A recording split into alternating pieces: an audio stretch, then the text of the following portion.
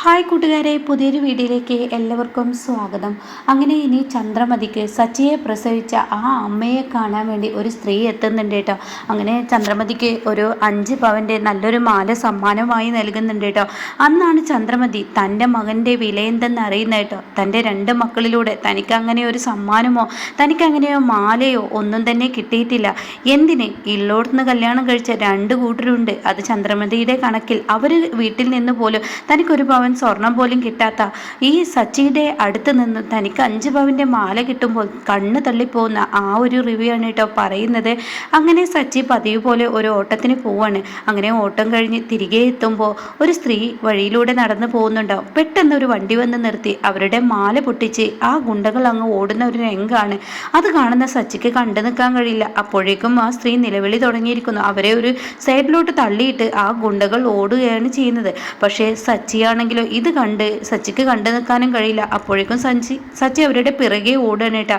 അങ്ങനെ ഈ കള്ളന്മാർ തൻ്റെ പിറകെ ഇയാൾ ഉണ്ടെന്ന് മനസ്സിലാക്കുമ്പോൾ അവരൊരു ഒഴിഞ്ഞ പ്രദേശത്തെത്തുമ്പോൾ അവിടെ ഒരു വീട് കാണാണ്. ആ വീട്ടിലോട്ട് അവർ പെട്ടെന്ന് കയറുകയാണ് കേട്ടോ. അപ്പോൾ അവിടെ തൊട്ടടുത്തൊന്നും വീടില്ല. അപ്പോൾ സച്ചിയാണെങ്കിലോ ഈ വീട്ടിലോട്ട് സച്ചിയും കയറുന്നു ഈ കള്ളന്മാരെ തിരക്കി. കള്ളന്മാരാണെങ്കിലോ തൻ്റെ പിറകെ ഇവനുണ്ടെന്ന് മനസ്സിലാക്കുമ്പോൾ പെട്ടെന്ന് ആ വീട്ടിലോട്ട് കയറുമ്പോൾ അവിടെ ഒരു സ്ത്രീ കിച്ചണിൽ പണിയെടുക്കുന്നുണ്ടാവും. അവരുടെ നേർക്ക് കത്തി കൊണ്ട് എടുത്തിട്ട് ചൂണ്ടണിട്ടോ. ഇത് കാണുന്ന സച്ചി ഒന്ന് ഞെട്ടിപ്പോവാണ്. എടാ, ആ സ്ത്രീയുടെ മാല കൊടുക്കട, നീ എന്തിനാടാ ആ മാല മേടിച്ചത് എന്നും പറഞ്ഞിട്ട് സച്ചി ഇങ്ങനെ ചൂടാവുന്നുണ്ട് കേട്ടോ.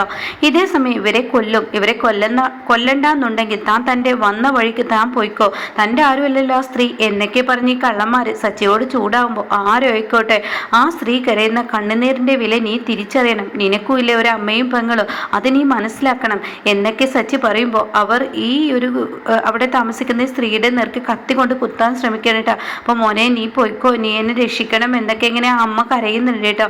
ഇതേ സമയം സച്ചി തിരിഞ്ഞു പോവാണ്. അവർക്കൊരു കേടുപാടും ഉണ്ടാവാതിരിക്കാൻ സച്ചി അവിടെ നിന്ന് പോകുമ്പോൾ തൻ്റെ കയ്യിൽ പെട്ടെന്ന് ഒരു ഫ്ലവർ കൂജ കിട്ടാണ്. തിരിഞ്ഞു പോകുന്ന സച്ചി ആ ഫ്ലവർ കൂജ കൊണ്ട് ആ കുണ്ടയുടെ തലക്ക് ഒരൊറ്റ ഏറിട്ടോ. അതോടുകൂടി അയാളുടെ നെറ്റി അങ്ങ് പൊട്ടാണ്. ഇതേ സമയം കത്തി താഴെ വീഴുകയും സച്ചി അവരെ വന്ന് അടിക്കുകയും ഒക്കെ ചെയ്യുന്നുണ്ട് കേട്ടോ. പെട്ടെന്ന് ഓടടാ ഓട്ടം അവരും ഓടുകയാണ്. ഇതേ സമയം ഈ അമ്മ ആകെ പകച്ചു പോവാണ്.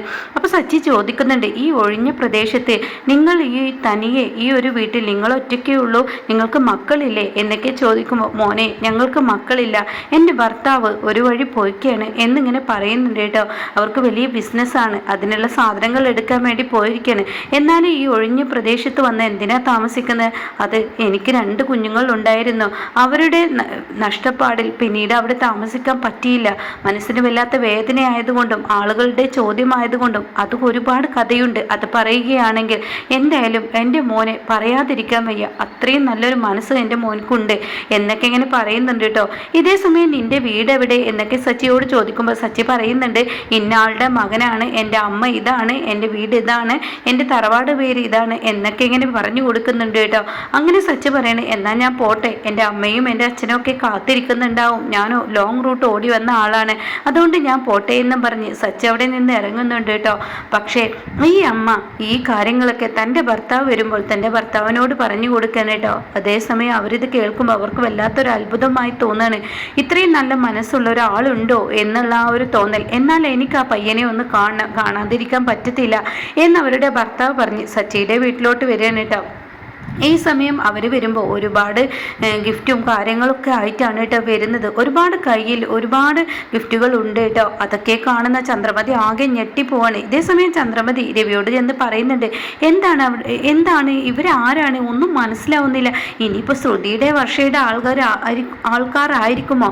അത് കേൾക്കുന്ന രവി പറയണേ, ഇനിയിപ്പോൾ രേവതിയുടെ ആ മുല്ലപ്പൂ വിറ്റ് നടക്കുന്ന അവരുടെ കൂട്ടങ്ങൾക്കാണ് ഇങ്ങനെയുള്ള വലിയ വലിയ സമ്മാനങ്ങളൊക്കെ മേടിക്കാൻ കഴിയുന്നത്. എടി, ആരെയും കുറച്ച് കാണരുത് എന്ന് ചന്ദ്രമതിയോട് പറയുമ്പോൾ ഉടൻ തന്നെ നിങ്ങൾ ഇവിടെ ആരുമില്ലേ എന്ന് പറയുമ്പോൾ രവി പുറത്തോട്ട് വരാൻ കേട്ടോ.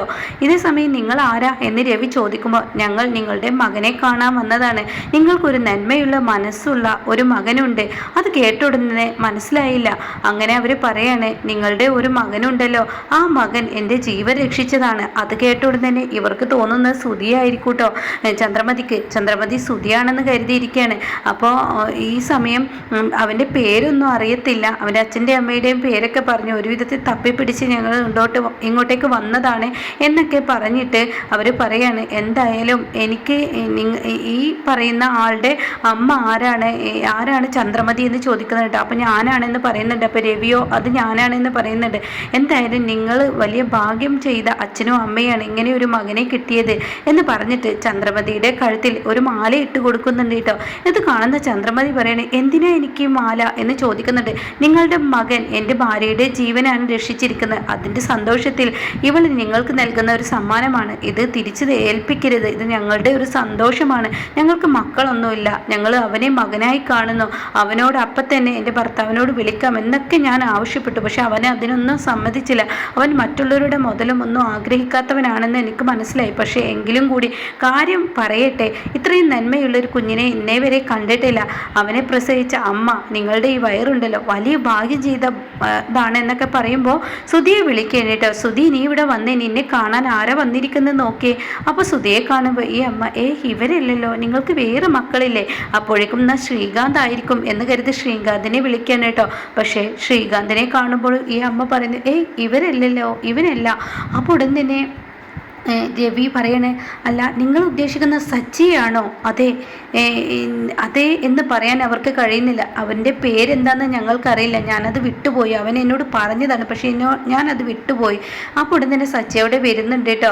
സച്ചി ഇതൊന്നും അറിയാതെ തന്നെ അകത്തോട്ട് കയറി വരുന്നു. പിറകിലോട്ട് തിരിഞ്ഞു നിൽക്കുന്ന ഇവരെ മനസ്സിലാവുന്നില്ല. അങ്ങനെ സച്ചി ആരാ ഇത് എന്ന് പറഞ്ഞ് തിരിഞ്ഞു നോക്കുമ്പോൾ മോനെ എന്ന് പറഞ്ഞിട്ട് ഈ അമ്മ വിളിക്കുന്നു കേട്ടോ. അപ്പോൾ സച്ചി, ആഹാ, ഇത് വല്ലാത്തൊരു സർപ്രൈസ് ആയല്ലോ. നിങ്ങൾ എങ്ങനെ എൻ്റെ വീട് തേടി കണ്ടുപിടിച്ചു? പിന്നെ മോനെ, എൻ്റെ ഭാര്യയുടെ ജീവൻ രക്ഷിച്ചത് നീയല്ലേ? ആ ഒഴിഞ്ഞ പ്രദേശത്ത് അങ്ങനെ ഒരു വീട്ടിൽ ആരും തന്നെ പെട്ടെന്ന് ഒരാളുടെയും ജീവൻ രക്ഷിക്കാൻ നോക്കില്ല. പിന്നെ അതുമല്ല, ഒഴിഞ്ഞ പ്രദേശമായതുകൊണ്ട് തന്നെ, ഒറ്റ വീടായതുകൊണ്ട് തന്നെ അവിടെ നിന്നും എല്ലാവരും എന്തെങ്കിലും തട്ടിയെടുക്കാൻ ശ്രമിക്കുകയാണ് ചെയ്തത്. എനിക്കെൻ്റെ ഭാര്യയെ തനിയാക്കി പോകേണ്ട അത്രയും ഒരു അത്യാവശ്യ ഘട്ടം വന്നതുകൊണ്ടാണ് ഞാൻ പോയത് എന്നൊക്കെ അയാൾ പറയുന്നുണ്ട് കേട്ടോ. അങ്ങനെ ഈ സമയം നിങ്ങൾ വന്നത് നിന്നെ ഒന്ന് കാണണം തോന്നി എന്നിങ്ങനെ സച്ചിയോട് പറയണേട്ടാ. അപ്പോൾ സച്ചി പറയണ, അച്ഛാ ഞാൻ പറഞ്ഞില്ലേ അന്ന് ഇങ്ങനെ ഒരു ഒഴിഞ്ഞ പ്രദേശത്തൊരു വീടുണ്ട്, ഇവരുടെ ജീവൻ ആപത്തായപ്പോൾ ഞാൻ രക്ഷിച്ചത്.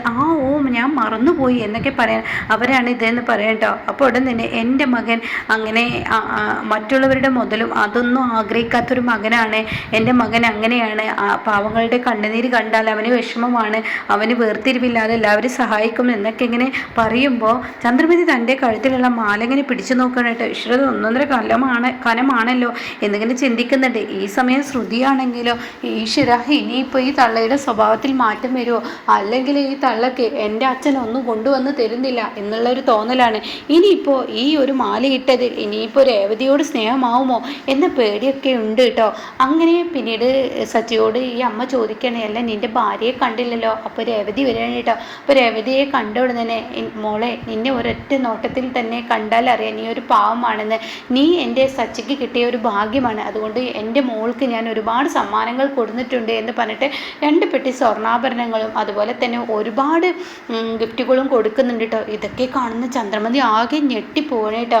ഈ സമയം സച്ചിയോട് പറയാണ് അവർ, നിനക്ക് എന്ത് സഹായം വേണമെങ്കിലും നീ ആ വീട്ടിലോട്ട് വരണം, പോരാത്തതിന് ഞങ്ങളുടെ ഫോൺ നമ്പറും തരാം, നിനക്ക് എന്ത് വേണമെങ്കിലും അവിടെ വന്ന് ചോദിക്കാമെന്ന് പറയുമ്പോൾ സച്ചി പറയണേ, ഒരു പൈസയ്ക്ക് വേണ്ടിയോ മറ്റുള്ളതിന് വേണ്ടിയോ ഒന്നുമല്ല ഇവരുടെ ജീവൻ രക്ഷിച്ചത്. ആരായാലും ഇവരുടെ ജീവൻ രക്ഷിക്കില്ല, അതൊക്കെ ഞങ്ങൾക്ക് നന്നായിട്ട് അറിയാം മോനെ. ഇത് ഞങ്ങളുടെ സന്തോഷത്തിന് തരുന്നതാണ്. ഞങ്ങൾക്ക് മരിച്ചുപോയ ഞങ്ങളുടെ മകൻ്റെ സ്ഥാനത്താണ് നിന്നെ ഞാൻ കാണുന്നത് എന്ന് പറഞ്ഞിട്ട് അവരവിടെ നിന്നും ഇറങ്ങുമ്പോൾ ചന്ദ്രമതിയാണെങ്കിലോ ഈ മാലയിൽ തന്നെ മുറുക്കി പിടിക്കുകയാണ് കേട്ടോ. ഈ മാല അത് തനിക്ക് കൈവിട്ടു പോകുമോ എന്ന് പേടിയാണ് കേട്ടോ. ഈ സമയം സച്ചി തൻ്റെ അമ്മയെ ഒന്നിങ്ങനെ നോക്കൂ കേട്ടോ. പിന്നീടൊന്നും പറയില്ല. സച്ചി രവതിയും കൂട്ടി അകത്തോട്ട് പോവാണ്.